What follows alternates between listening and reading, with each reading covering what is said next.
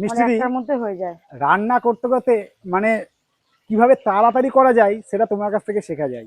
অনেকে হলে কি মানে এই মাছগুলো ভেজে তারপর তেলাপিয়া মাছগুলো এই কড়াই ভাজতো, এখন দেখছি তুমি ওদিকে তাওয়াতে তেল দিয়ে দিলে, মানে এদিকে হচ্ছে বাচ্চা ইলিশ আর ওদিকে তেলাপিয়া মাছ একা হাতে করছে বলে। একা হাতে করছি বলে না, এটা খাওয়ার একটা নির্দিষ্ট টাইম আছে।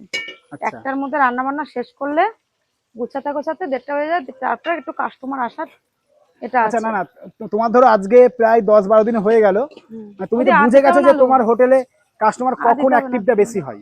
রেখে দাও, ভাজার আলু কেটে। মিষ্টি দি, বলো। মানে তোমার তো আজকে 10-12 দিন হোটেলটা হয়ে আদাগুলো গেল, ধুয়ে, তুমি আদাগুলো তো অলরেডি মিক্সার বুঝতে করতে, পেরেছো এগুলো যে ধুয়ে মিক্সি। হোটেলে কাস্টমারটা কখন অ্যাক্টিভ বেশি হয়। ঠিক নেই, সবে নতুন হোটেল, হ্যাঁ, টুক টুক টুক টুক করে মানুষ আসে, সারাদিন ধরে ব্যবসা করি। আচ্ছা একটু বাচ্চা ইলিশটা দেখিয়ে দাও। ও বাহ, গুড।